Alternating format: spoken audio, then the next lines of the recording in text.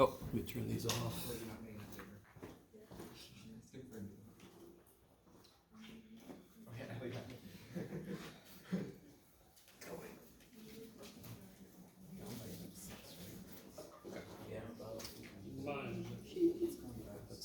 Look at my head. All right. So 12, number 12? From 12, 6? 12? 14-2 if you like. 14-2? Oh, so close. Oh, so close. I'm not good with numbers. Let me see.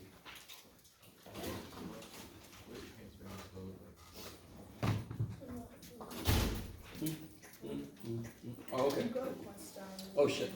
Why is this? There we go. That's what my dad did. I couldn't even call it shit. This guy? Okay. Let's see. So this one says find the limit. So you're going to pi over 2. Okay. So x is pi, y is pi over 2. So which part gives you a problem? More specifically, what part of the denominator gives you a problem? Cosine y. Yeah. So that seems to be the issue, yeah? All right, so everybody with me? Okay. All right. So let's all take a trip back. So 1/8, when we first did limits. If it was indeterminate in math 1/8, we'll actually do the exact same thing here. In fact, we did an example together where one thing you could try to do was to factor stuff, yes? You with me?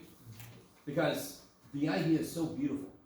If I can't plug a 3 in, for example, and there's polynomial stuff, almost certainly they have a factor of x minus 3 in them.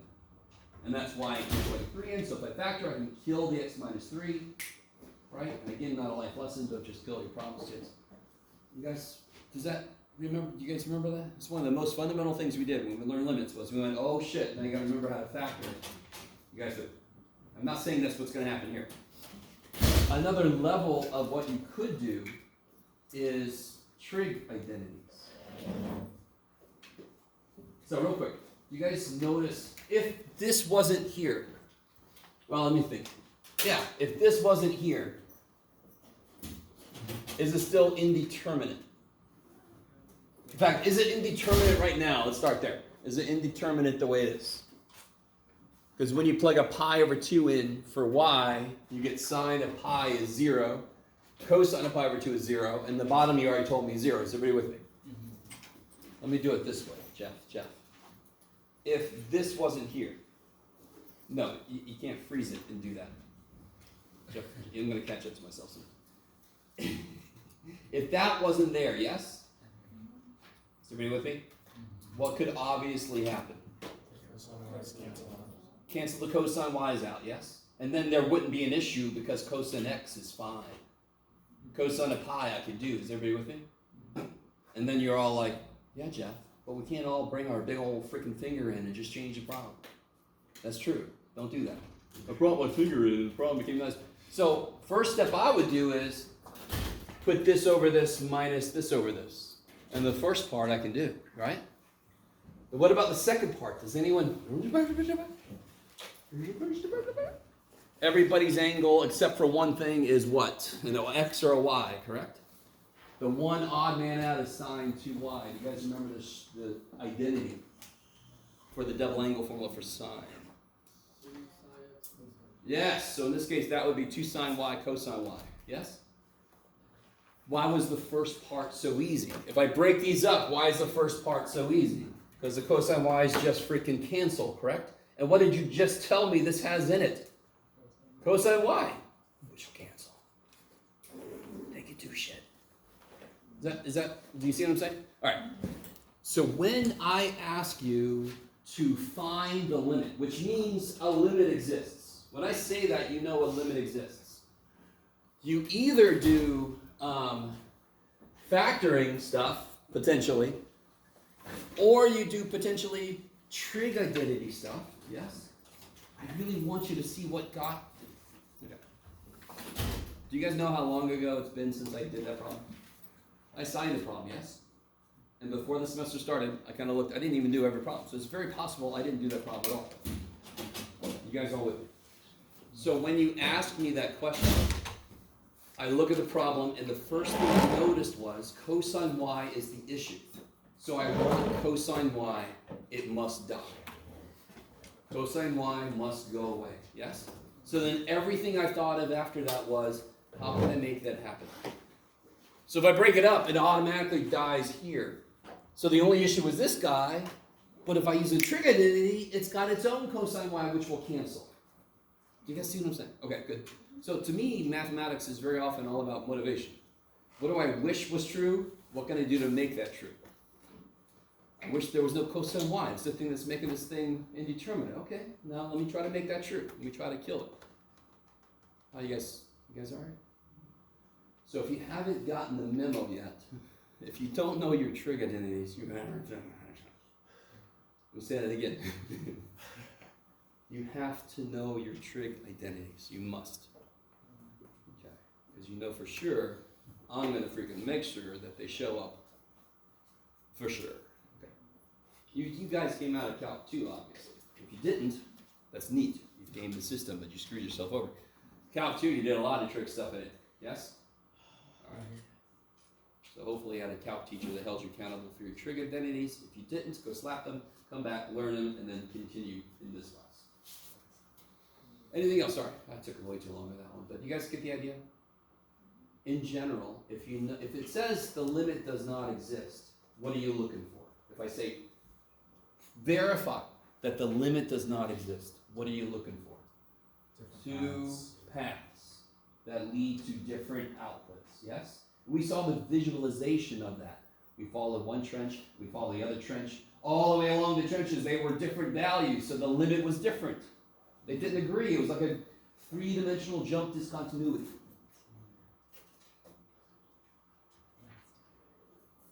So if I tell you the limit does not exist, verify it. Paths. You're thinking about paths. Y equals mx, y equals x squared, y equals 0, x equals 0, yes? If I say find the limit, you must either be able to factor something, you must be able to do a trig identity, you have to be able to do something so that the problem goes away. What do I mean by the problem? Whatever's making it indeterminate goes away. No. That's the whole underpinning of calculus, by the way. Why did the limit definition of derivative work?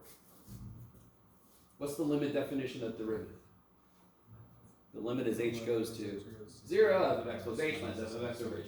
What had to happen in order for that process to work? Do you guys remember? The h's had to eventually cancel, because that's the whole thing. What was making it indeterminate? The top had h's and the bottom had h's. So it was all 0. So if you can make the h's die, you can get the limit of what's left, yes? That is such a common thread through a lot of mathematics, is what is the problem? Why can't, for limits especially, why can't I do the limit? Can you do some algebraic or trigonometric simplification to make the problem go away? Okay. All right, maybe. Sounds very Sopranos. I need you to make the problem go away. Sorry. Anything else from homework stuff? Can we check 13.3? 13 I think it's 13.2, number 12. All right, let's see. It's from Bogusan. Does this look? So the 12th problem in WebAssign could relate to a different problem for the book. Yeah. You know what I mean? How would I know? Or just... In the problem, it should say which problem it actually is. Yeah. So if you find that, let me know. Okay. Or yes. I was just gonna say in the 14.1, like on the website, the graphs they don't load in any. You gotta hover over the. Okay. With your Let me know if you still have an issue with that. I didn't know there was an issue with the graphs. Is anybody else started the 14? The chapter 14 homework? Is the graph? You just have to like hover over it for a little bit and then it loads. Okay. All right. Sorry, I didn't know about that. Okay. By the way, you know, it's kind of a cop-out for me to keep saying, you know, WebAssign's not a part of my routine, whatever. It's still my job as a teacher to kind of keep up on that. But little things like that, let me know when that happens. I'll look into it. I should start like a discussion board for WebAssign users just to have you guys say, this happened to me, how did you figure I did this? Oh good, you know. Because I have no idea. I don't like homework. Yes? I'd actually really appreciate that. Maybe I'll think about it. Well, I think I made it so that you guys could actually start your own conversations in Canvas, so. See if any enterprising young person wants to do that. We'll see. All right. Anything else from homework or general or anything? Let me double check Maya. Pumphrey. Oh yes, so it's 14.2032. Okay. 14. Christian Ramirez and Jacob. Okay. Sorry, do it again. 14.2, number. 14.232.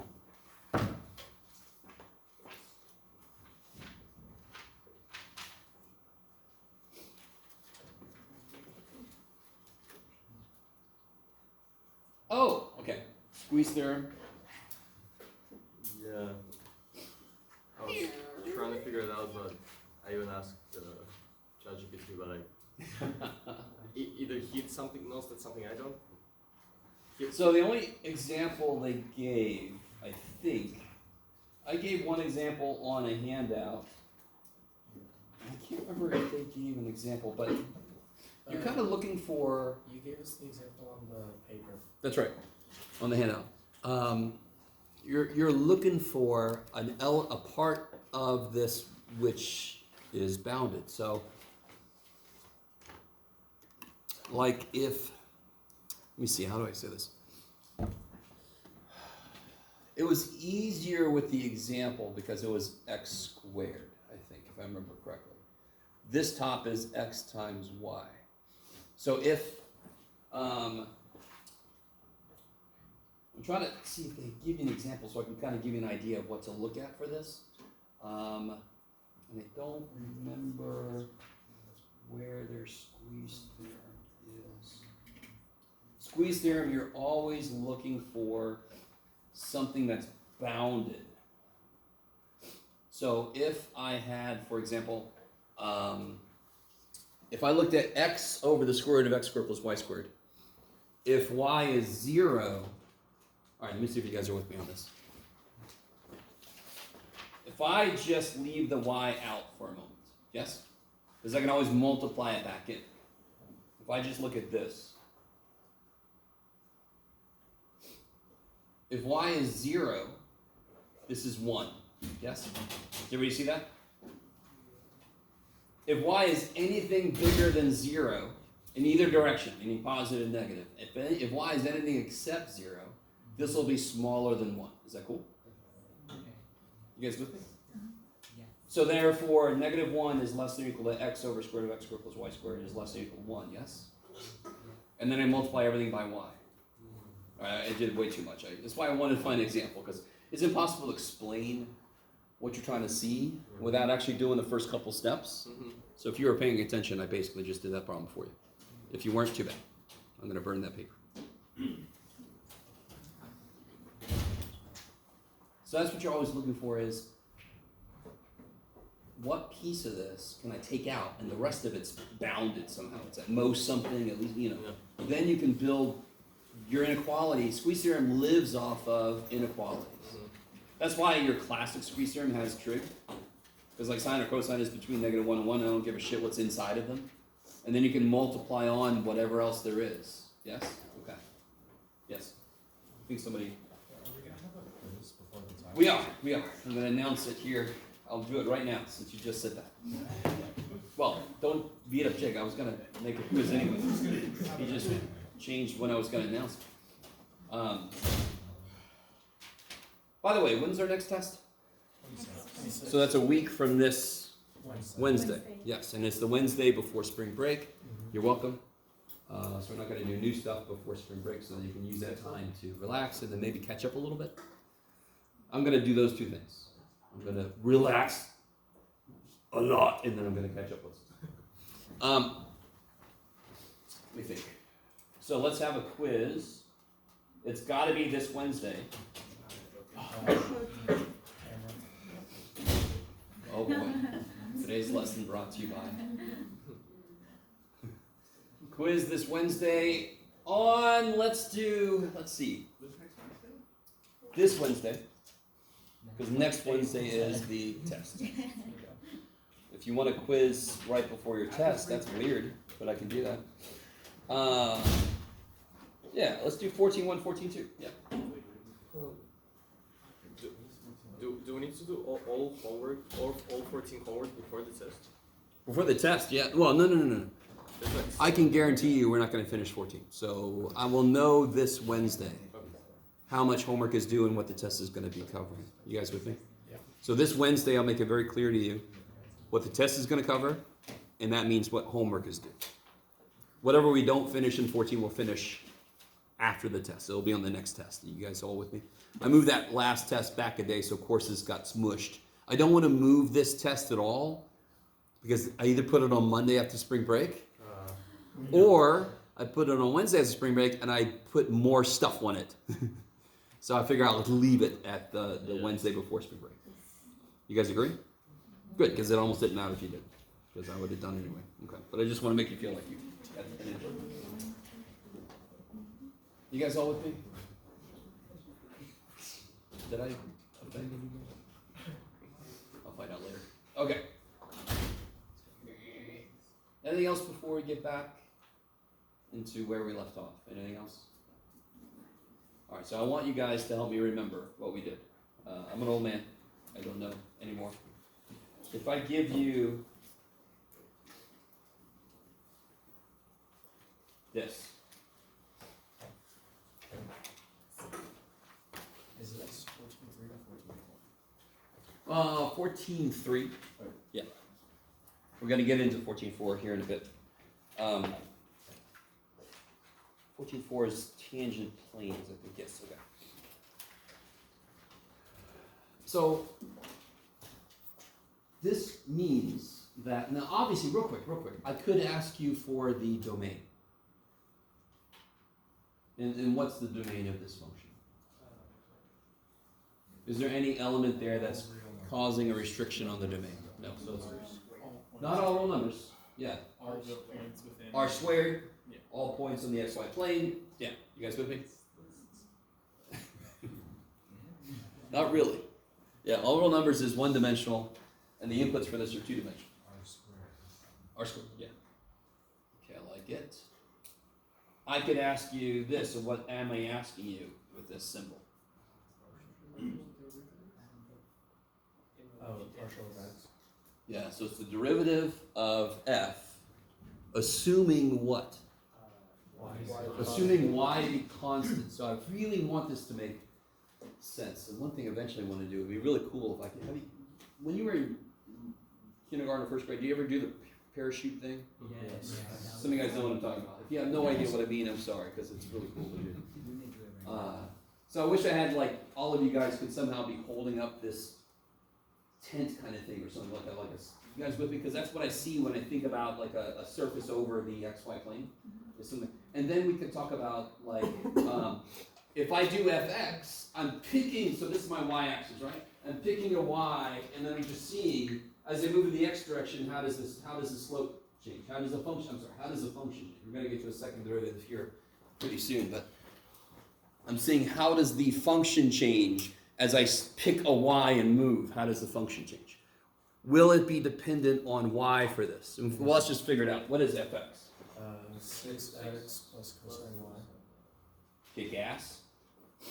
So, the slope as I move in the x direction depends on where I am on the x direction, according to the x-axis, and it depends on what value of y I chose. Are you guys with me? Okay, maybe. What is fy? From fx or just from, or is it just? No. What's fy? Would it be 3x squared minus sin x? Careful. What am I assuming to be a constant now? Negative x. What am I assuming to be a constant? X. X. So it's negative x. Good. Negative x. Sine Sine y. y. So both of these depend on not just where I am in as I move along parallel to the x direction, but also on what value of y I chose.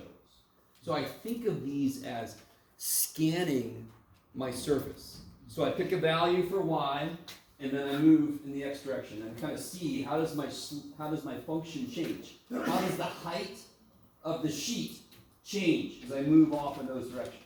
So in this case, the amount of changes in the x direction depends on what value of y I choose and where I am as I move along the x-axis, correct? I'm sorry. So here I am at the origin. I choose a value of y, and then I move off in either direction, and I see how much does my function change. Yes? I like it. Yes? Why does the 3x squared just become x while the cosine y stays cosine 1? No. What do you mean? Well, because when you did the derivative with respect to y, or f of y, Yes. that 3x squared just became an x. No, it didn't. No. That's this x. Oh, indeed. This is a constant. Yes? Yes. And then this is the variable part. Yeah. You guys. Okay. Cool. Because then I'd have to answer about why did it become multiplication. Yeah. Which is even worse thing. Yeah. Okay. Is everybody with me so far? So you have, can you do the math? And then you also have, what the hell did you just do? Right. What have you done? Okay. Now, if I give you a function and I put a little x next to it, that means I'm holding y constant, correct? And I'm letting x vary. You with me? Yes. We're always like, yes, keep going. So what does this mean then? You do the derivative of the x and then you do I start with, derivative of so this says start with f and then take the derivative as x changes, holding y constant, correct? f. What does this start with? Start with f, take the derivative. Start with fx, Take the derivative of y. and now hold x constant, let y vary. So this is a second derivative. Now in 2D, second derivatives have to be specific along which axis I'm going parallel to. Yes? Let me stop right here for a second.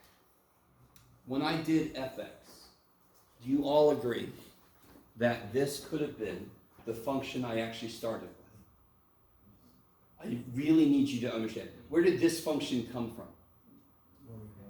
Right out of my head. Okay. Yes? So couldn't I have wrote this here instead? Couldn't I have just wrote this down as the function I wanted to use? Are you guys with me? Yeah. And then I could have asked you, what's fy of this? Yes?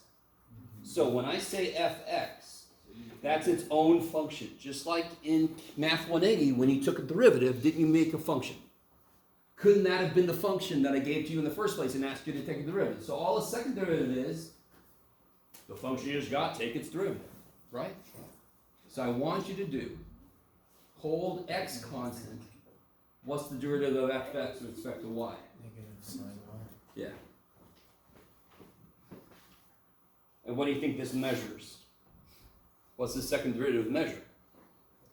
Concavity. Cool. So this function, its concavity. You ready? I've got some. What's funny is if you see this on a computer image, it still doesn't really give this to you, but I really want you to understand the concept. So remember how I picked the value of y, right, to get fx, and then I saw how did my function change. Yes. This says now that I've done that, as I move in the y direction, how does my slope change? How does my fx change? How does my slope of the function change? So as I'm looking, maybe here it's 0, and then I change y, and maybe it's here now, and then I change y, and maybe it's there now. Maybe.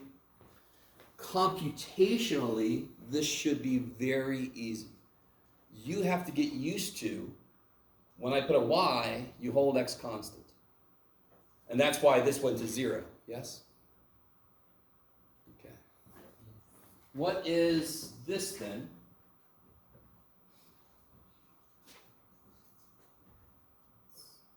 Take f of y, derivative with respect. Yes, so you take this function, and you take the derivative with respect to x, so you're holding y constant, kick ass. Or very good. Negative sine y. Do you notice anything? Or is it say, have any of you guys taken differential equations? By any chance? You don't have to have, but you taking it now? I don't think you're quite here yet. Clairaut's theorem, I don't think you've gotten to exact. Anybody? No? Nobody else? You're all in. Okay. This is true if, I've gotten a little ahead of myself, but I gotta remember my little, okay. So,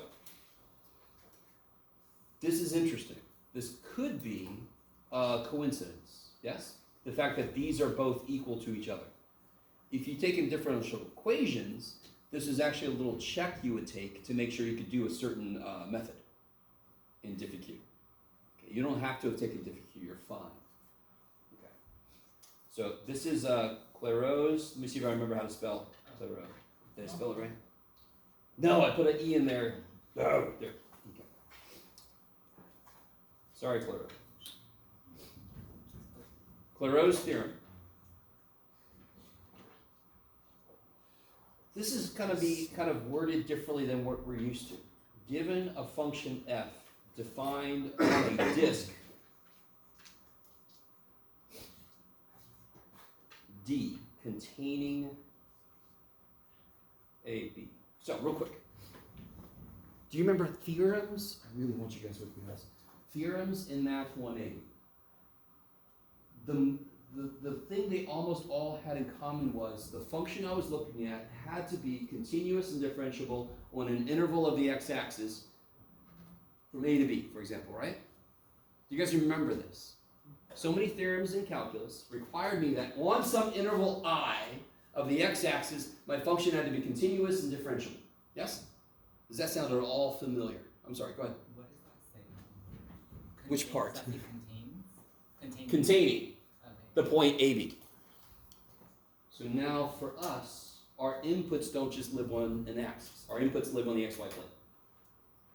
So in 2 dimensions, I could say, I need my function. Have you died? Oh, bum, bum, bum. Okay.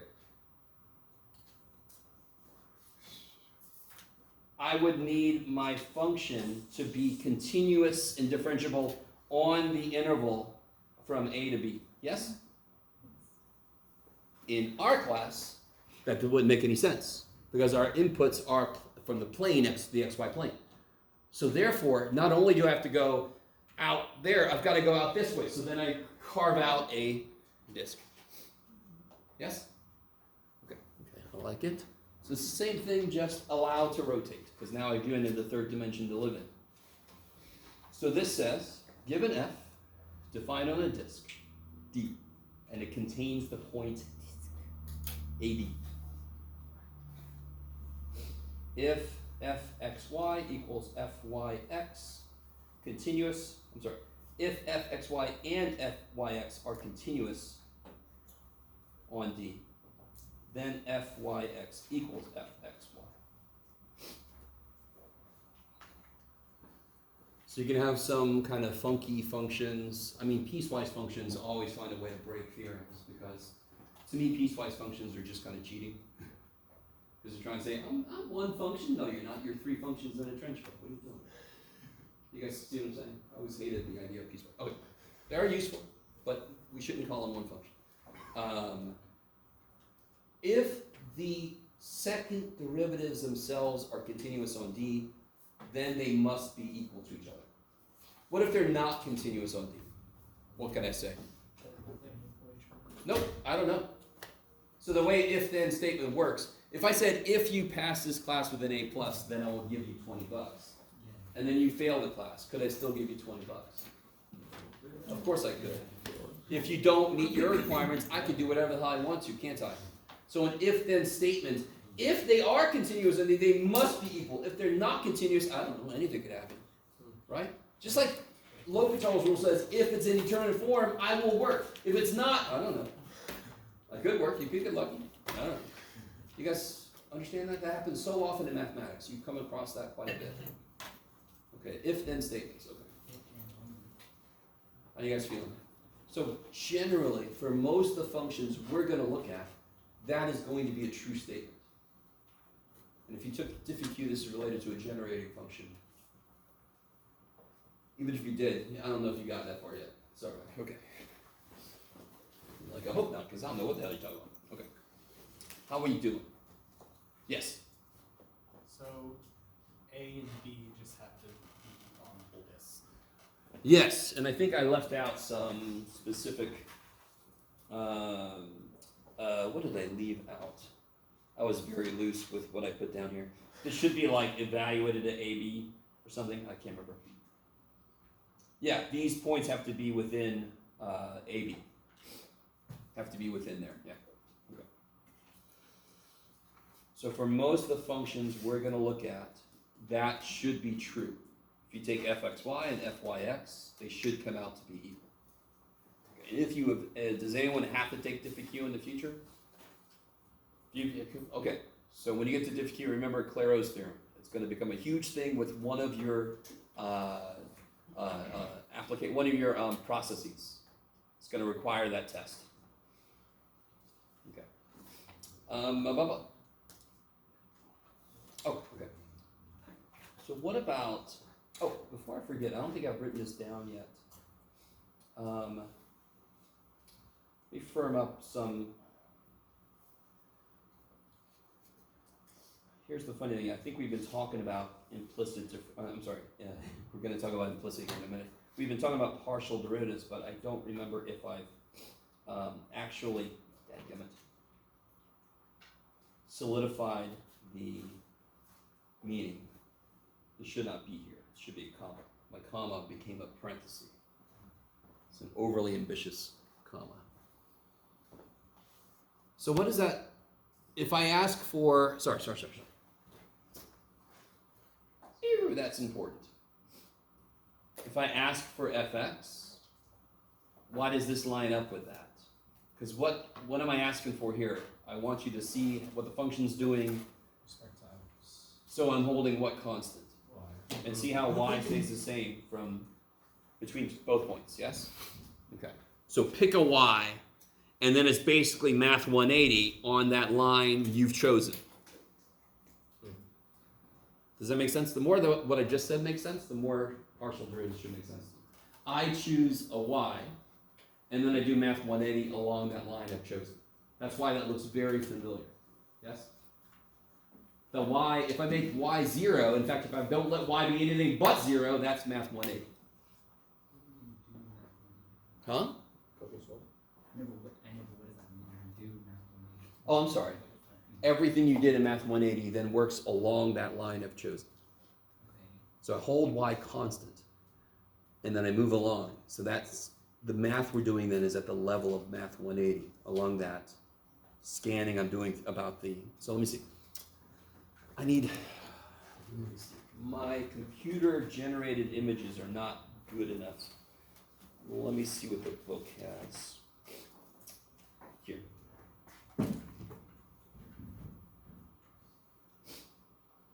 So this, see how they're holding y constant? Yes? And they're only allowing it to move parallel to the x-axis?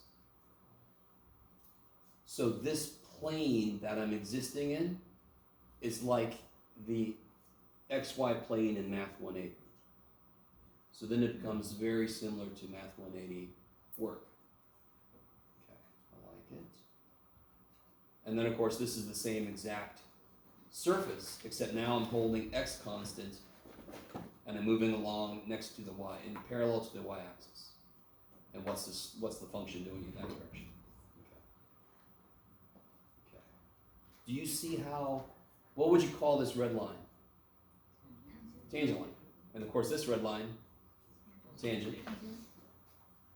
Two lines, each line I could make a vector for, yes? If I have two vectors, what do they define? The plane. So just like in Math 180, when I created a tangent line to a curve, I can now create a tangent plane to a surface. And this feels a lot like the osculating plane did in our TNB reference frame, yes? Because as I move along the surface, the plane is going to tilt and move around based on what's happening in that specific direction. Okay, maybe. In fact, that I've got a decent image of. I'll show you when we get there. Okay. All right. So I didn't think I had written this down yet, but I wanted to give you this because this looks very, very much like, if you ignore the scribble, the limit definition derivative back from Math 180. To do that, I just got to do this. Oh, then that's Math 180. Yes. Okay. And obviously Fy would be the same thing, but the plus h would be on the y, because now you're letting y change. Okay. One other thing I don't think I've written down yet. If I say this, the most immediate thing we do to kind of truncate this is this. Yeah.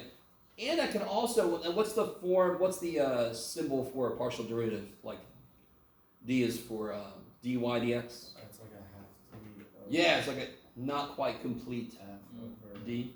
Yeah? over a half dx. Good. Which you can also call this, because what is f of xy? It's z, yes? And then there's let me see, what do I feel like telling you about? Sometimes you might see this referred to as f1, but to be really honest, I never see that, so let's not do that. The book also introduces something you'll talk about in differential equations eventually, which is the differential operator.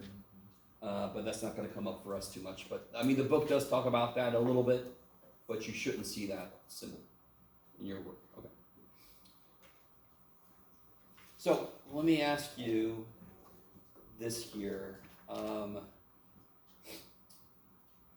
Yeah, before I get to that, let's do. Yeah. Blah, blah, blah, blah, blah. If I gave us this function.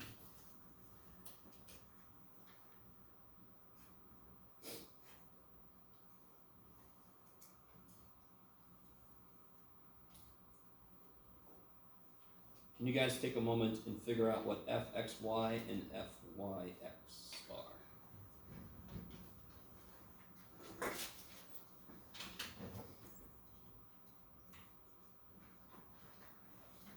Oh yeah.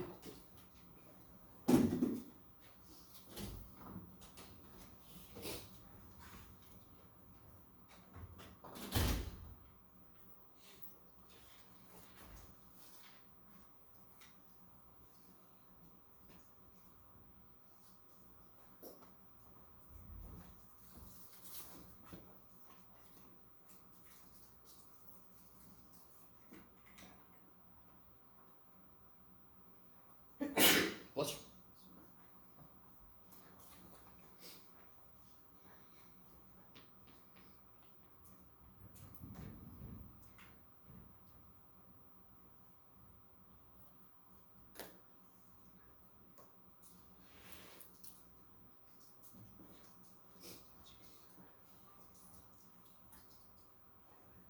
All right, let me try to catch up to you guys. So fx, To these. yeah,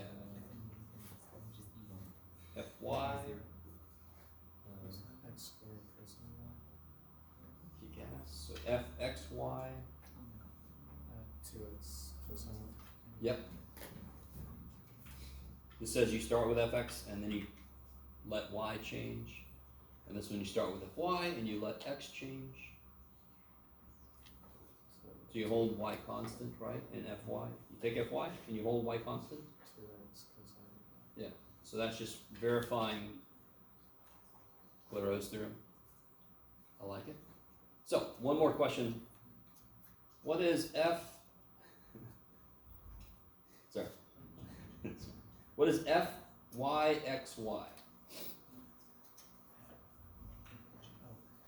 You would take this out of f1, and then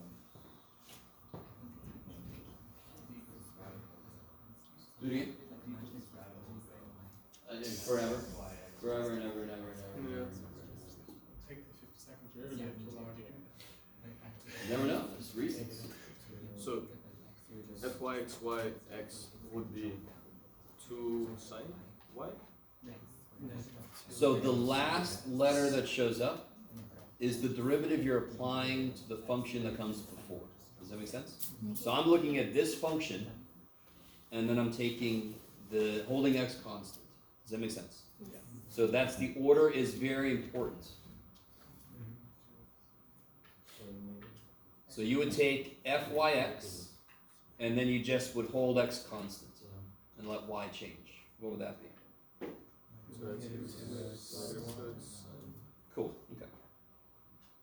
And in this case, fyxy is equal to the negative of partial of f with respect to x. Yes. Okay. We stop for a minute or a moment. So real quick. The actual mathematics behind answering a question like what's fyyyyyxy? That's easy.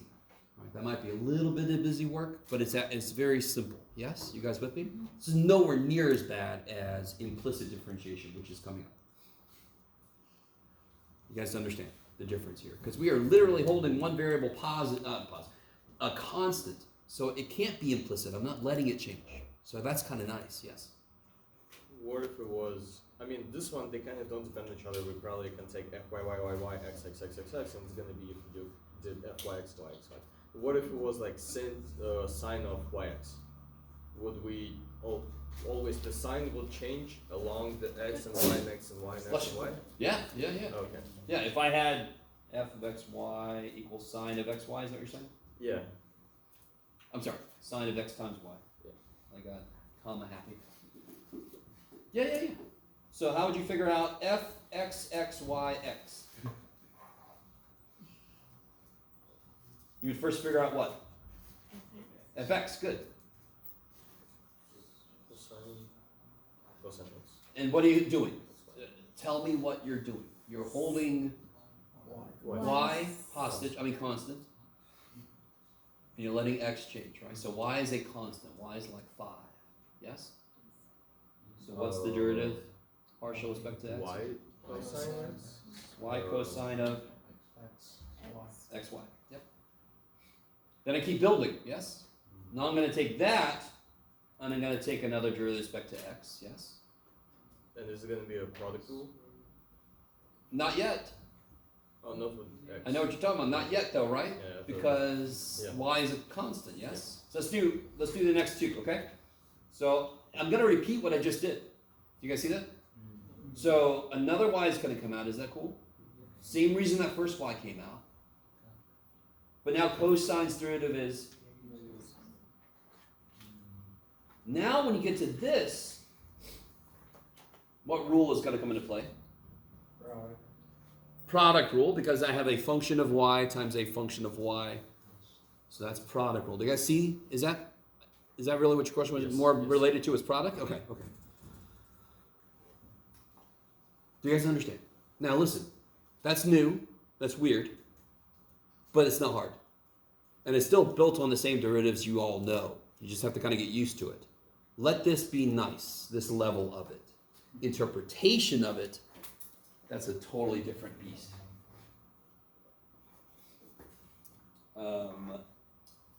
Yeah, I want to get you to the point where I can have you work this out, and then I think we'll do some stuff on the computer. Yes, beautiful. I think we should be. Yeah, let me shut up for a bit. Let me give you this.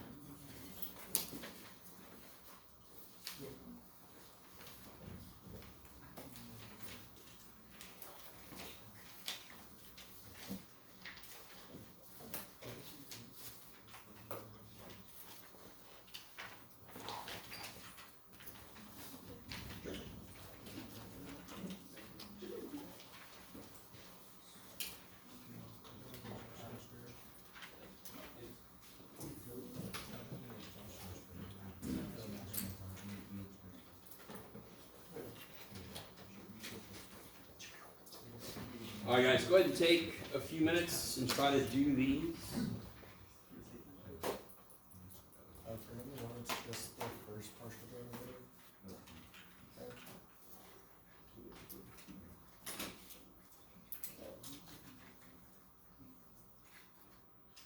Yes. It just says the partial derivative, but with like respect to what? Is it fx or fy? No, it says the partial derivatives. So and when I say that, I mean find fx and find fy. Oh. If I want higher level partials, I have to say that specifically. If I just say find on a test or something, I'll say find fx and fy. Okay. Yeah. Good point though.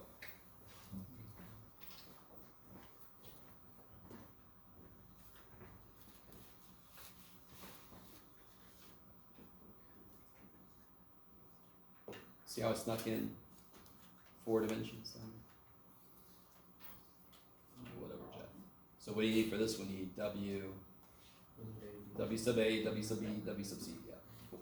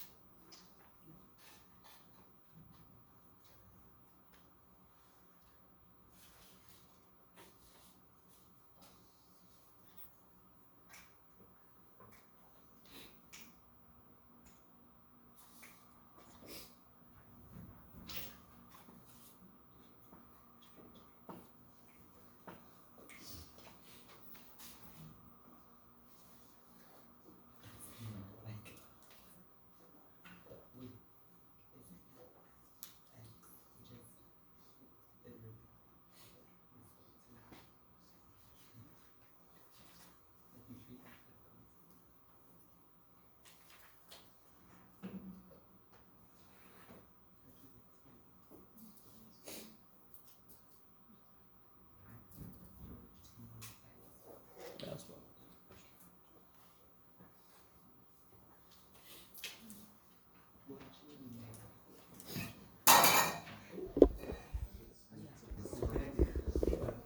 What's the equilibrium when marginal revenue is one growth?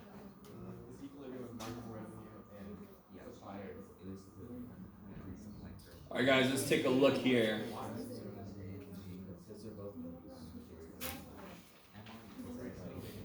So this one,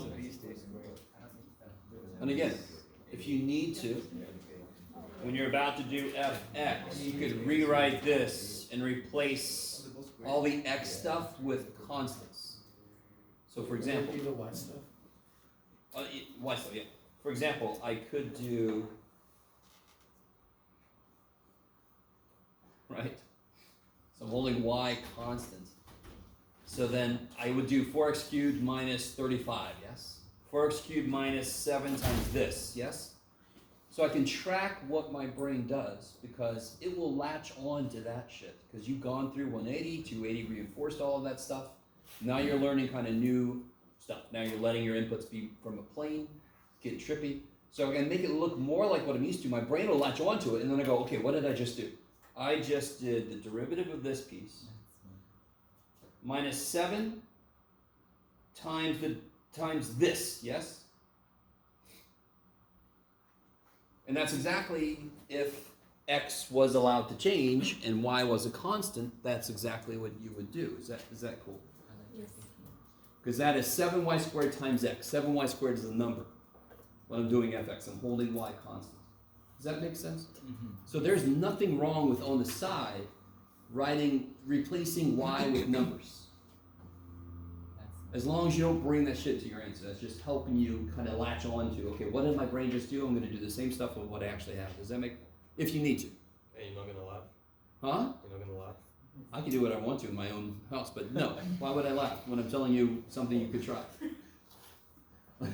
Why would I laugh? Doesn't make any sense. Okay.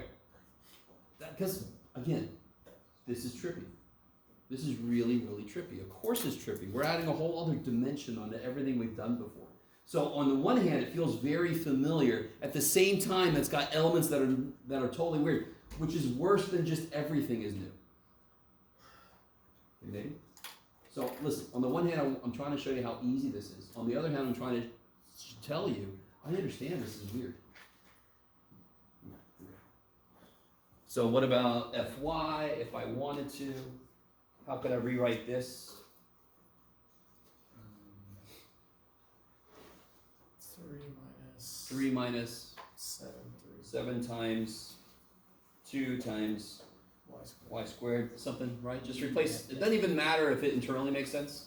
You're just replacing all the x stuff with constants, yes? Don't say x is 2, therefore 2 to the 4. No, who gives a shit? It doesn't matter what the number is. It just matters that they're numbers, yes? Okay. So now, what's the derivative of this? Negative 14. Negative 14. Wait, what about the one Negative that's 4. reversed though? Negative 8. Negative 14 times 2 times y, is that cool? Mhm. You gotta be a little bit careful with how you do this. Do you guys see why I did it that way? Because what was the 2? The 2 is where the x is, yes? Oh, So the derivative of this is gonna be, that goes to, 0. because I'm holding x constant. And then this becomes negative 14 xy. Oh, right. Now, just to make sure you understand, if you are able to do this without doing this, don't do this. It's just to get used to it, you could certainly make it more directly in your face what's going on, right? It is not easy in your brain to keep reminding yourself, now x is constant, now y is constant. And also at the same time, understanding what that means in terms of your work, right? So there's nothing wrong with giving yourself a little example on the side. Replace everything with the number that's you're holding constant. And then just see what your brain does. And then do the exact same thing your brain just did to the stuff I actually gave you. Is that all right? Yes. I left the x to the 4th minus 14xy. Oh, for this one? So remind me, when I'm doing fy, what am I holding constant? X. X. I'm holding x constant. So x is a constant. So x to the 4th is a constant. Its derivative is 0. That's why here I'll replace x to the 4th with 3. Oh, I see. You don't touch them at all. You just bring them on down. Oh, no. They are literally constants. Okay. So constant mean not like stay, like just keep there, Like 3. okay. Like 7. So if I see x to the 4th and I'm saying x is some number, it's a constant. X to the 4th is a constant. And what's the derivative of any constant? 0. 0. Okay, I like it. Yes? Yes. So for the first one, for the f of x, Yeah. you put like 5 for y squared, Sure. and then for f of y, you put 2 for x, but then the 2 stayed, so I'm confused about that. Oh, again, if you want to do this, you have to be very careful. That 2 was the x, yes? Mm-hmm. Do you see what I mean? Yes. Okay, so again, I'm trying to give you a bit of a way to try to merge what you know with what we're doing now. Will it be perfect? No. Because I'm replacing x with a number. Couldn't I immediately call this 14 then? I really want you with me. Do you see how that would lose what's actually happening? Can I multiply 7 times x? Tell me what that is. I don't know, 7x, yes? Right. If I replace that with a number, Mm-hmm. I could make that 14. Do you see why I don't? Because I need to see, that's my x, yes? The 2 comes down, makes it 14 times 2 times y. If this is actually what the problem was, Yeah. I would just freaking say 28. I get it. But now I see where my x goes. I was just confused about for the first one, when you replaced the y squared with 5, then, you just replaced it again with y squared. Yeah, totally. Okay. Because that's what y squared was. Yeah. I didn't make it I 35, get it. because then it would have gotten lost. You with me? So, there are ways to make this simpler. None of those ways make it simple. I'm sorry. You with me? Maybe? Again, if you don't need this, don't do it, dear God. It really isn't that hard. It's just very new. That's why doing this a few times just to kind of like get the feel of it might be a good idea. What about this one? How do I take the derivative of a natural log at all? We get a clean sheet. Yeah, the first step would be 1 over stuff, yes? Yeah. That's just the rule for Elliott. And now what rule comes into play? Keep y constant. No, okay. In general, I'm doing fx, so I know that y is constant. If I'm taking the derivative, what rule comes into play now? Change. Chain rule, right? We did the derivative of the outside function. What's the derivative of natural log? 1 over stuff. Now stuff gets a turn, correct? That still holds for partials. So how do I take the derivative of the stuff? What's the derivative of x with respect to x? 1. And what's the derivative of y squared with respect to x? 0. So you just get 1 over x minus y squared. Let me stop for a minute. So let me write that a slightly different way. Let me write what I just did a slightly different way. Fx would be 1 over x minus y squared. That's going to be the same thing for fy. It's going to be the same starting point, yes? Because I have to take the derivative of ln for both. What's going to change it now, what you could do here is you could say d by dx x minus y squared, and then you can look at this as its own problem. Yes? Then you're focusing your attention. This shit is just sitting here waiting. It's just like, come on, dude. And then this one I can then go, okay, x is changing, dx is 1, y is a constant, so that derivative is 0. If you want to, you replace y squared with a number. I'm going to stop doing that myself because I really want to get you guys moving away from needing that, but if you need it, you can do it. So everybody with me? So from the beginning, I could have called this natural log of x minus 11. Yes? And then did the derivative, see what I did, do the same thing with what I got. Okay. Is that okay? Okay. So what is fy then? First step. Yep. Take the derivative of natural log. Doesn't care which thing I'm holding constant or not. The derivative of natural log is 1 over stuff. Now stuff gets a turn. What am I holding constant? So what's the derivative of x? 0. And what's the derivative of negative y squared? Cool. Yay. And again, this is true all the damn time. This is getting through, yes? Anybody else, is this making a little more sense? Anybody? Remember this moment. This is how everything has worked in your entire math career. You hear about something, you're confused when you try it, it slowly starts to go in there. Of course, holy shit. How long have you been working with this shit? This doesn't really tell time well, but not long. All right, so you got to give yourself, get off your own back, let it sink in. Okay.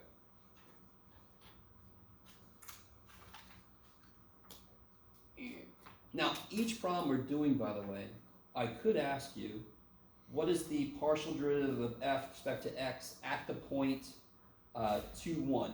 Yes?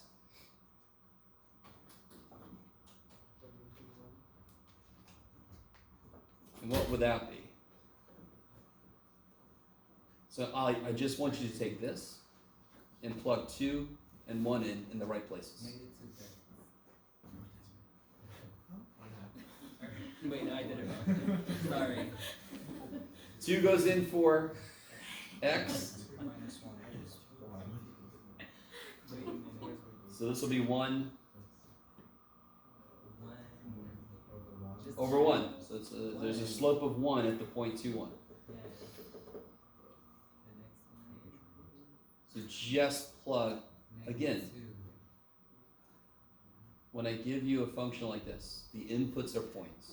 When I take a derivative, the input is still points. Yes? So the minute you take a derivative, a partial derivative of some function of 2 variables, I could then ask you, okay, what is that at 2, 1? What's the slope at 2, 1? What's the function value at 2, 1?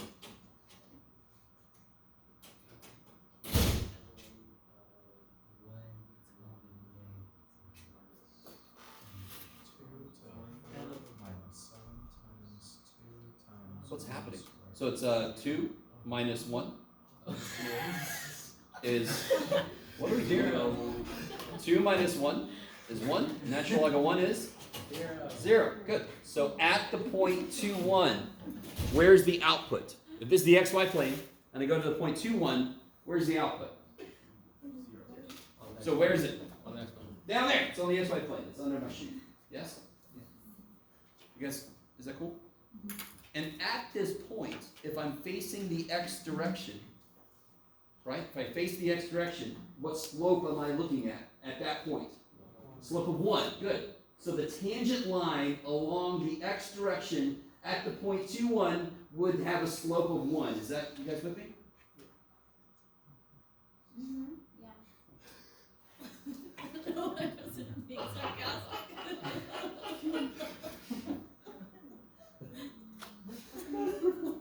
Oh, I love it. Yes, Jenna, everything's fine. It's fine. Wait, you say this again. So I have a function at the point 2, 1, right? Here's at the 0, 0, yes? And I go 2, 1. At that point, the output is under my shoe. Is that cool? On the floor. Yeah, it's on the floor. It's got 0 height. If I face the x direction, I have a slope of 1 in that direction, yes? If I face the y direction, what slope would I have at the point 2, 1?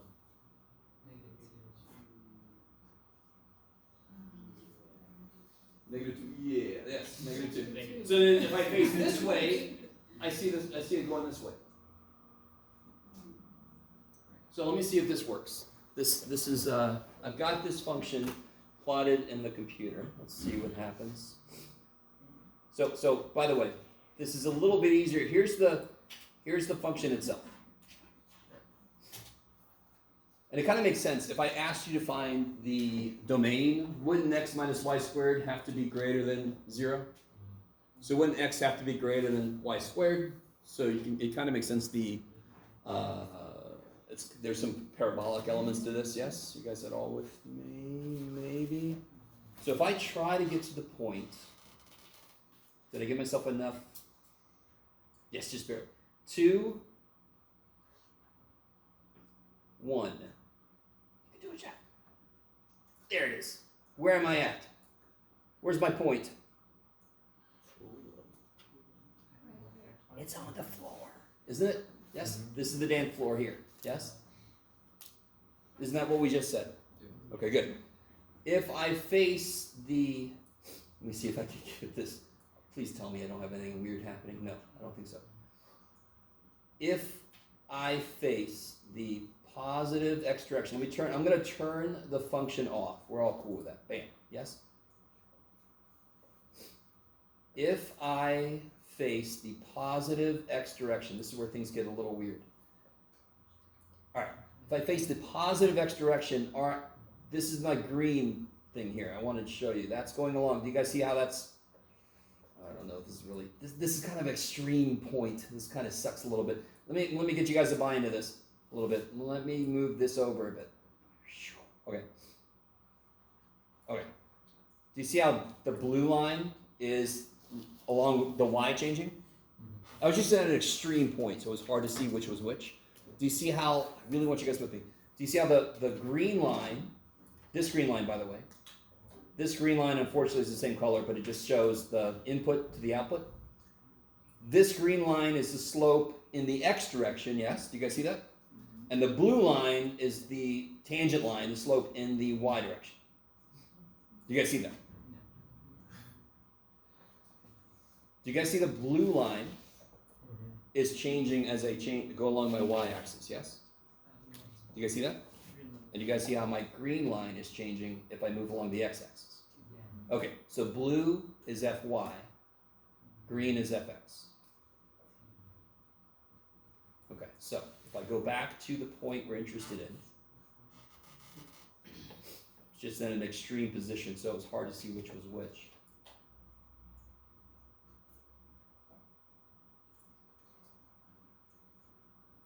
Okay, that's not the best. Let's see if I can get you guys to be with me or not. So if I move along the y direction, that's the blue. That's negative, yes? Isn't that what we got? We got negative something? Negative 2. And if I move along the x direction, that's positive. I'm going in the positive x direction. This is the positive x direction. So there's a positive slope, yes? And we got positive 1, didn't we? And so again, this function is a little extreme, so I didn't pick the best one to kind of try to graph.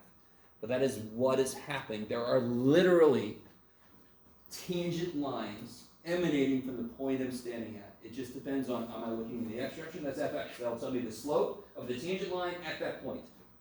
Fy, that'll tell me the slope of the tangent line at that point. And it's exactly like I gotta go up this way on this height, and I can go down that way. So you can certainly have geography that would do that. Or geology. One of those two. Geography works.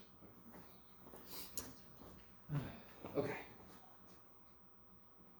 So again, this is tricky. This is 3D, which we all live in, but we don't do math with until now. Okay. So C, I just wanted to switch the letters up, and we've done this back in calc, but so now I'm going to want you to figure out what G of U is. U. What's GU? Well, what's going to have to happen for this one? What rule? Chain rule. So the derivative of the outside is secant squared of stuff times derivative of stuff. U is the variable. V is a constant, right? So what's the derivative of 2u squared minus v? With respect to u? For u. Right? All of this is for you. So this is okay. For u. How's that? And then gv. So of course you could put that out front. Negative secant squared 2. Well, so let's just say secant squared stuff. So now I'm holding u constant and v is variable. So that'll just be negative, yes. Okay. So all the old rules are back. Derivatives are always easier than integration, even these. So I think when you're first doing these, you just have to keep reminding yourself, if it's GU, as you're working, just keep reminding yourself, U is the variable, V is the constant, yes? Or fx, x is the variable, y is a constant, right? You have to keep on yourself because you're not used to this. So what about this one? Did you guys try this one out? All right, let's try it. I kind of warned you guys that A is the one that requires product rule. Because don't have a function of A times another function of A. AB squared is a function of A. It's like 7A. And e to the negative AC is a function of A. So I've got to use product rule. So what's the derivative of AB squared with respect to A? B squared. B squared. E And leave this stuff alone, yes? minus A. Well, we'll get there. So derivative rule is plus. Leave this first stuff alone, yes? Now what's the derivative of e to the negative a times a number? E to the negative 7a, for example. Negative 7. Yeah, it'll be negative 7, e to the negative 7, right? So this will be negative c, negative constant, e to the stuff, yes?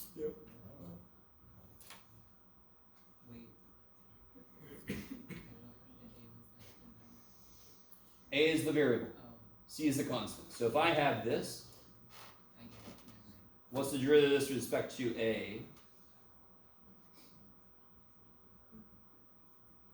E to the negative 8a times negative 8.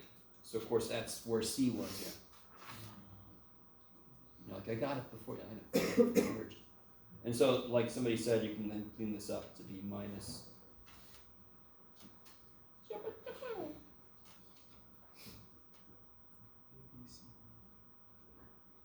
Yeah, you can imagine. Are you the one that's almost dead? Poor little guy? Oh. So that this guy, in some ways, oh, we're not done with this guy. Now I need WB. I'm going to do this one on another sheet of paper. WB. That should be a lot easier. Yes? Everything is a constant except B. So you got stuff B squared. 2, and then all the stuff just kind of comes for the ride. 2b with all the other stuff just there, yeah? Kind of like that. Okay. And then wc. So it's stuff times e to the negative stuff c. So what's gonna like come down for chain rule? Because all this stuff, all the AB squared just comes through the ride, yes? And then what comes down when you do chain rule? I mean, e to the negative AC is e to the negative AC. Yes? Times the derivative of that. Yeah, because we're holding C as a variable, so this would be negative A times the A that's already there is negative A squared. Okay, maybe. So we are not actually putting numbers in. That was just a little side note, just so your brain can kind of like figure out what's going on. Because all our brain sees is a bunch of freaking variables. And we're like, no. Only one of these is a variable at a time. And your brain is like, what are we doing here? Like, come on, please. Is that all right? So WA was definitely the worst part because it had the product rule. In fact, it's a little trippier. E is one of my favorites, of course, because I'm weird. But H, S. So if I am making S the variable, this would be an S to a constant power. How would you take this guy's derivative? The power comes down, and now S is to the... Good, so I'll do this exactly the same way. The power comes down, and now S is to the T minus 1. Okay. Because T was considered a constant, it's going to act like a constant would in that case. So what about if I want to do HT? Now that's like 4 to the T. What's 4 to the T's derivative, for example? It's an exponential, so it's itself. Yeah, so I always consider this to be the adjustment to the slope because the base is an E, and the base of E is the only one where the slope is perfect.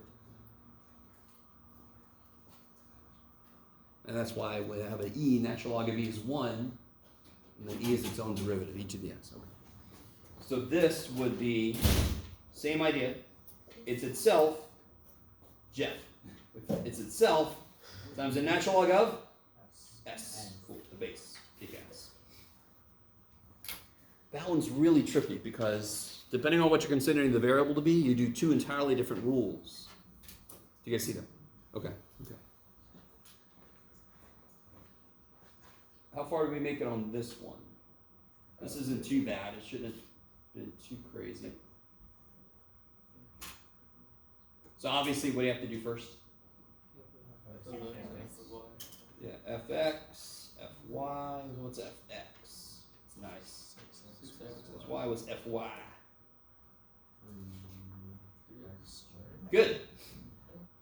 3x squared is a number. It's like 11. So 11y would be 11. So 3x squared.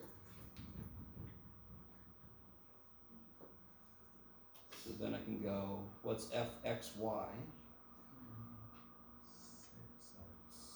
Yeah, because now I'm leaving x is a constant, y is the variable.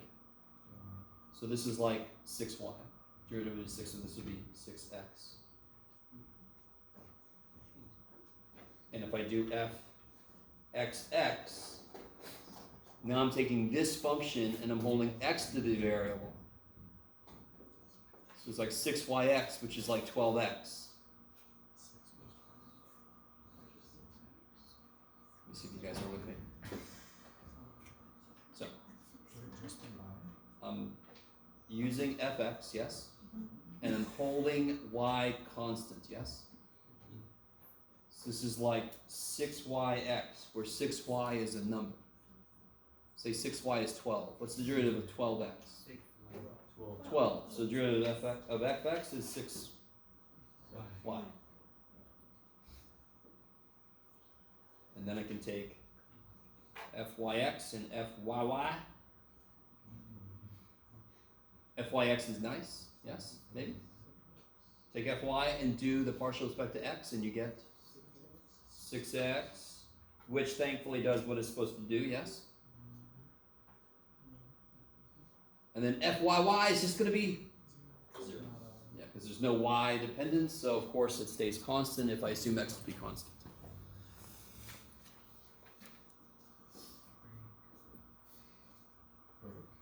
Yeah, we can take a break. So come back at 5 after. Take a break. Let me know if you have any questions. Are we having a quiz in linear on Wednesday as well? I don't know. I don't. Our test for linear is April something. I thought it was the same day. No, No, it's April 14th. something like that. It's a little further off. Yeah. Okay. So. This is where the two classes diverge, thankfully. Because I'm sure you felt that that first test was a little rough because we had to test them both. It was kind of like the I same agree. test, honestly. I know. That's the weird thing about linear 281. Yeah. There's a lot of lockstep at first. Now we are definitely diverging. Yes. So. Oh yeah. Get you want to have it written all over.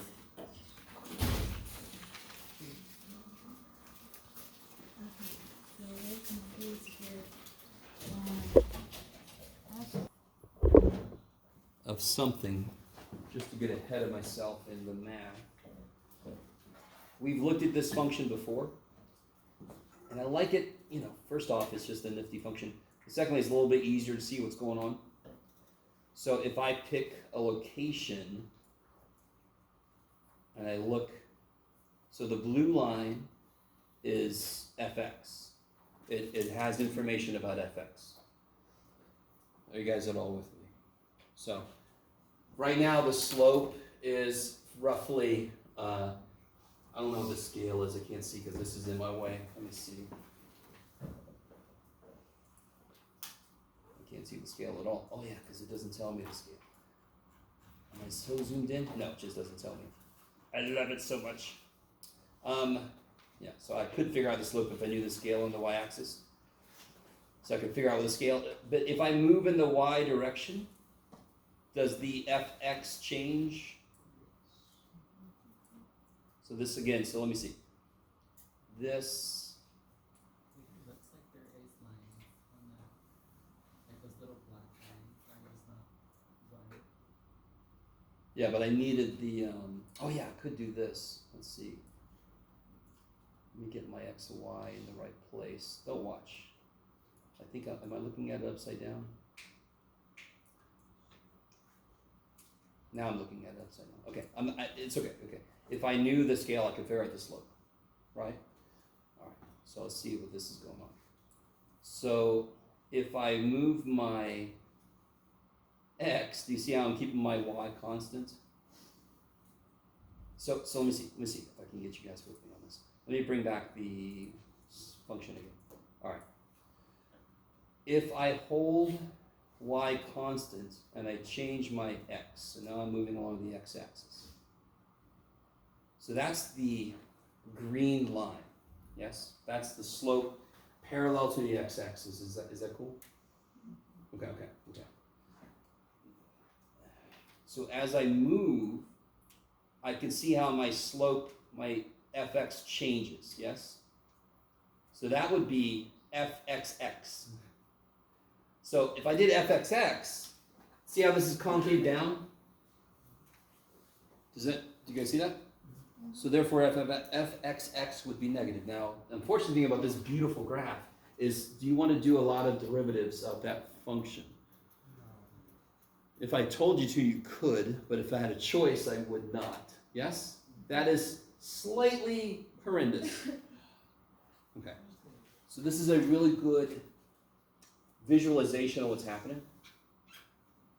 Okay. So again, my green line is a visualization of my fx. Because as I move in the x direction, this is kind of like the tangent line in the xz plane. So it's kind of how much is z changing as x changes. Yes? And the blue line is the same thing but for y.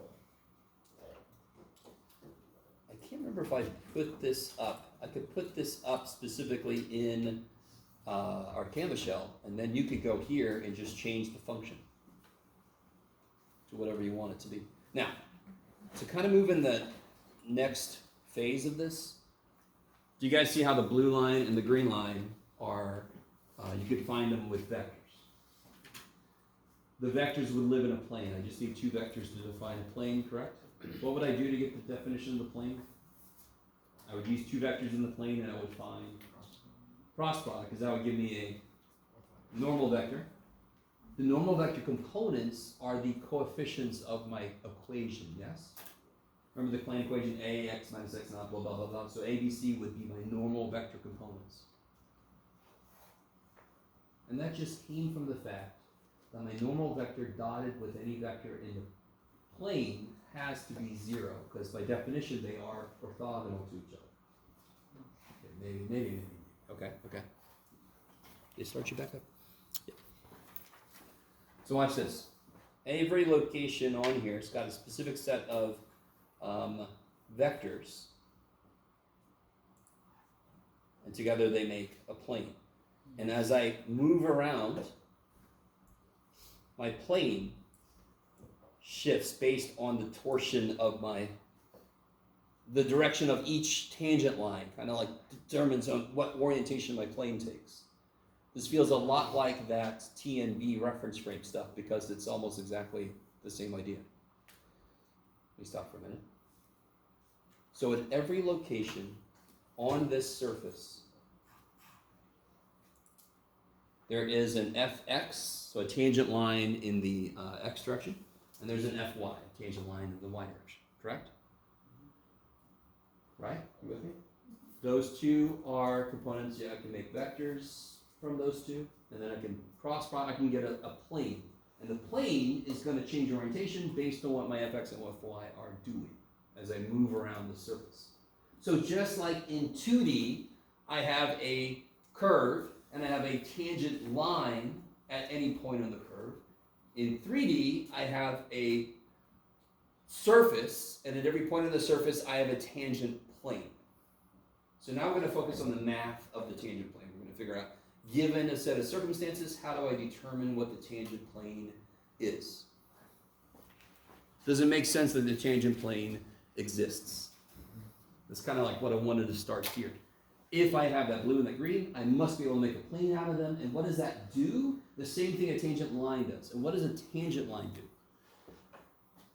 What was one purpose that we had the tangent line? What did we use it for? Like approximate. Predictions, yes? Oh, I was gonna say the slope at a certain point in time. Like True. approximating a function at one point. Yes. Okay. So that's what it is, and that's one use of it, was like a linear approximation. So the further you get away from the point that you built your linear approximation around, the worse your approximation could get, depending on how bad the function is. If you have a very well-behaved function, you get it pretty far away. If you have a crazy-ass function, you can't. So that's really what the plane does, is it's an approximation, but in all directions instead of just one dimension. Yes? Maybe? So now if I move a little this way, a little that way, a little this way, it'll give me kind of like an idea of an approximation in a little circle around my input point, like the little disk. So now my plane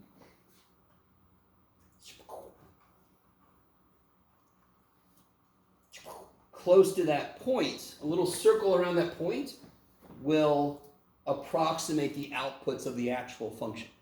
And do you agree that the equation of a plane is much better than most of these surface equations we're using? Yeah, so it's the same idea. I can find a linear approximation for some horrific function, because maybe all I need is approximations, and then I can use that approximation to get outputs.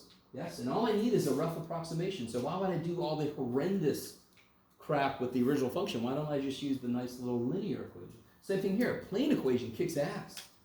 I don't know if you guys agree with me or not. You might not like creating them sometimes. I'm hoping that creating them is not that bad. But the actual equation itself, ax plus by plus zz equals d, that kicks so much ass. Yes? Okay. So, let me do this.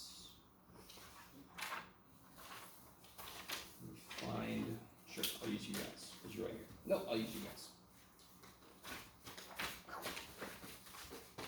So now we're getting into tangent planes. Oh yeah, that would probably be helpful. And approximations. It's better.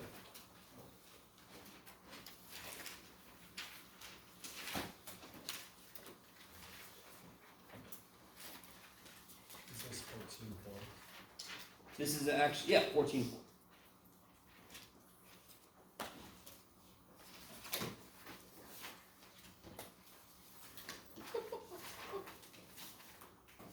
So, remind me, real quick.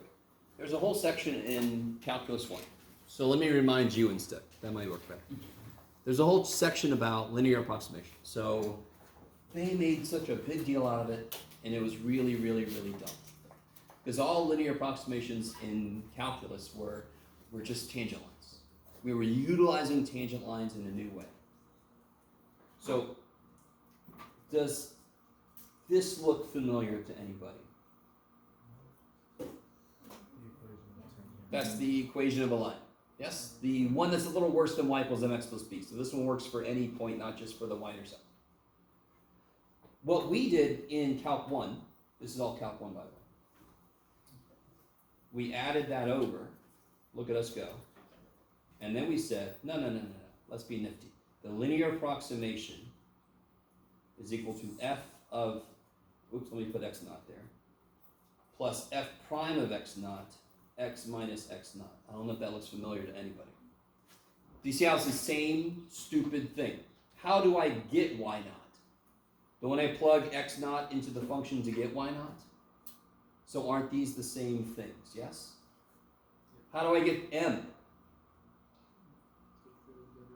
Take the derivative and plug the point in, correct? So that's m and that's m. And instead of x1, we just call it x naught, y naught for the points. Is that cool? I don't know why I put a y naught and an x1. We'll be okay. So, in 3 dimensions, we're going to have something very similar. So let me come back to this. This is 2D. Let's try to 3-dimensionalize this sucker. So we can see what you guys think about this. So now my y's are going to be part of my inputs, correct? So now I'm going to have z minus z naught here.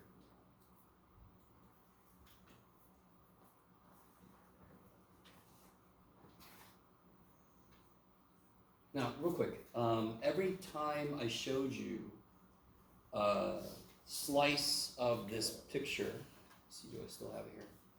We turn off the plane, turn back on the surface. So if I look here, let me make it here, there we go.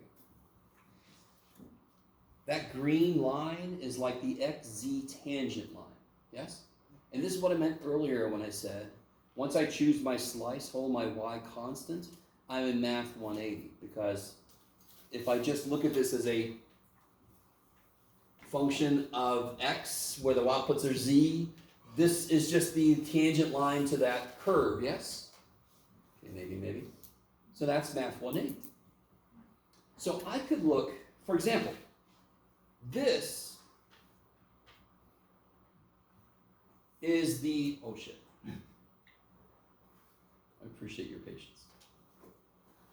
This is the equation of the line that I had just add up there, yes? Because I'm letting x change. Y is held constant. So do you see how it's exactly the same stupid thing, yes? The slope is more specifically the slope in the x direction because that's the only thing I'm letting change. All right. So this is the xz plane. If I do the same thing for the yz plane, I'll get z minus z naught equals fy, y minus y naught. And then if I do then if I want the entire picture, so this is like one of those two lines, the green line, the blue line. Now if I take all the combinations of those, if I just combine those two, I'll get the equation of my plane, my tangent plane.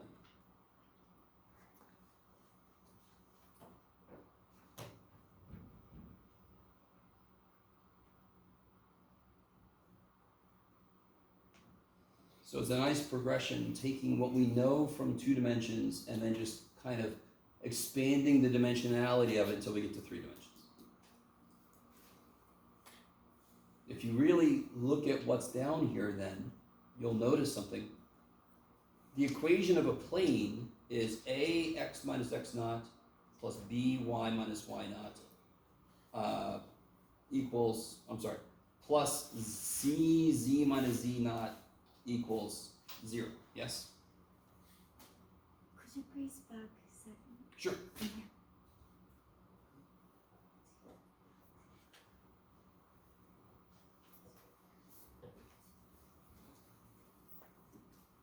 Okay. Yes, is that cool? And again, the beautiful thing about this is the normal curve dotted with the vector of a pointing to a point in the plane. That's where this came from. It has to be 0 because the normal vector has to be orthogonal to every vector in the plane. So that's kind of like where that equation comes from, yes? So that's why the coefficients are from the normal vector, because dot product, that's how it works. And this, by the way, is x minus x naught, blah, blah, blah. Okay. And look what we just got. We got fx, x minus x naught, plus fy, y minus y naught. And then, let me see if you guys can get this. If I wanted to bring this over, do you see what I'm doing right now? I'm trying to, here's the general form for any plane. Yeah. And now I'm comparing that to the form of what we just got, the approximating function, yes? This guy. So this will be, see if you guys are cool with this. If I bring this over, don't I have to subtract z, add z naught? So isn't that negative z minus z naught? So what is a normal vector then to the approximation plane, to the tangential plane? What's the normal vector? fx. What was the normal vector up here? ABC, right? Yeah, it's Go ahead, sir. fx, fy, and then negative. And by the way, these are all like evaluated at whatever point we're talking about. X naught, Y naught, yes?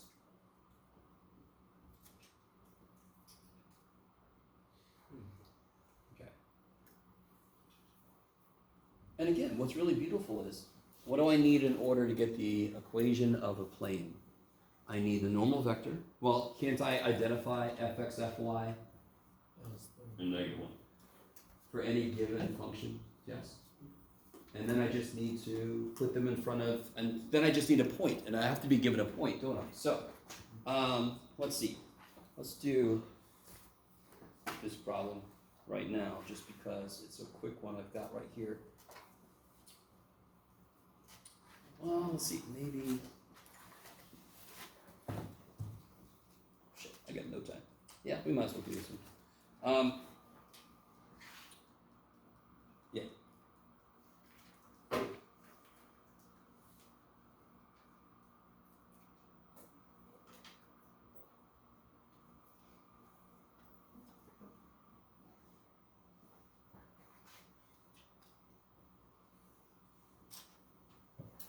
What is fx? x squared. X squared. So that's 3y. Because again, y is a constant, so that goes away. And what is fy? No, y is negative 1q Here. squared Yeah. plus 3x. Good. Okay. Now, what if I told you find equation of tangent plane to f of xy at the point 2, -1, -3?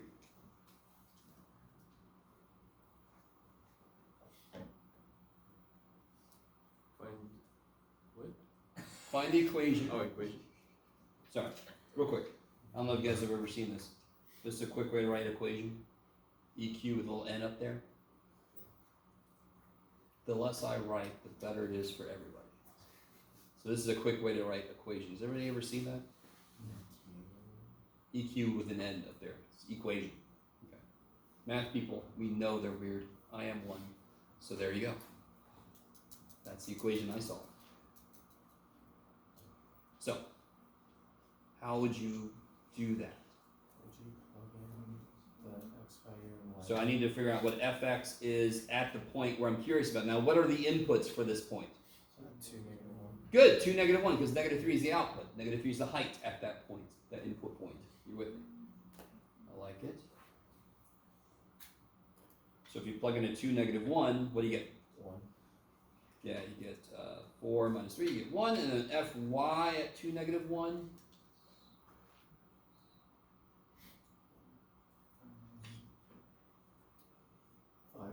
Good. And now we have everything we need. So the equation of the tangent plane to this function is just this. And how do you remember this? I mean, this is m x minus x now. Other m. I'm not sure how you guys want to remember this. I need you to see, if you know this, y minus y1 equals m times x minus x now. Yes? Make it a knot, Jeff. Okay. Yes? And this is from algebra, a million years ago, roughly. I've just got two of them because now I can go in either direction. So how much will z change depends on how much I change my x and my y. Both of those get to tell me how much z changes. So another way to look at this relationship is the change in z equals the change due to the x and the change due to the y. So if my height is something specific and I move a little bit in some diagonal direction, the amount the x got to change it, the amount the y got to change it will result in a changed height and result in a changed output. By the way, are you guys cool when I say height? I mean, I'm thinking x, y is the floor and z is the output, so height. Okay, makes it really easy to remember what's happening. I can refer to it really quickly, yes? So if you ask us to solve for n and we use that problem, would Yeah. So what would n be? 1, 5, -1. Good? And that's And those are the coefficients for, so it'll be 1 times x minus 2. 2 plus 5 times y minus, Plus 1. yeah, Minus -1. good, minus 1, z minus, 3. Or so plus 3, yeah, equals 0, yes. Okay. And then you can do your distribution, get what the numbers on the other side if you want to. That would be the equation of the plane that is tangent to that surface at that point. Remarkably easy to get. And again, I know what I just said. It's new. It's new. It's not hard. It's new. The work we just did to get that, very simple. There was no second, third order derivative to do, right? Okay, maybe. Last thing I want to do for today. I want to ask you, here, let me give this to you. We'll do one problem off of here and then I'll let you out, okay? Bring this back with you next time so we can finish it up. We're pretty much did several of these already.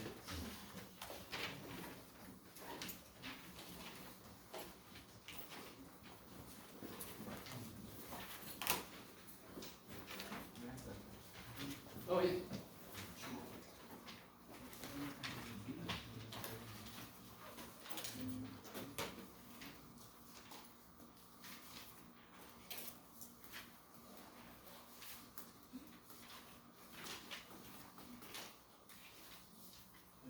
Anytime.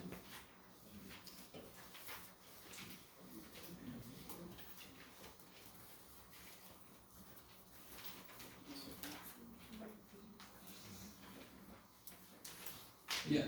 Yeah. Oh, okay. Yeah, that's understandable. With my writing, X's could look like Y's, which could get very frustrating. So real quick, I just want to get your opinion. We're going to do one problem from here. I want to get your opinion about this question. These are level curves. Now real quick, level curves are a way of two-dimensionalizing a three-dimensional figure. It's topographical map, correct? So you can imagine, do you see how as I move in this direction, what are my heights actually doing?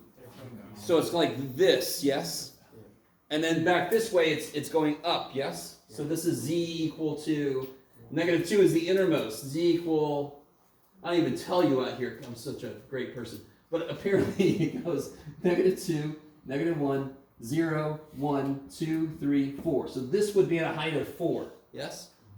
Do you guys see that? So we go like this, and then we go in to the board, right? Next door is like, what the hell? You could just come through the door. So at point A, this is I love this quote, of course I do. If I move in the positive x direction, am I going up or am I going down? Show me this. What is... You're staying Going fixed. down. You go up. I love it. You go. So real quick, this was z equal to 4, and this one is z equal to 3, yes? Yeah. So if I move in the positive x direction, I was at a height of 4, and now I'm at a height less than that, yes? Yeah. Okay, now real quick, if you keep going, you start to go back up, correct? But then you're not at the point A. We all know that the derivative at a point only holds at that point. The minute you move away from it, everything changes, yes?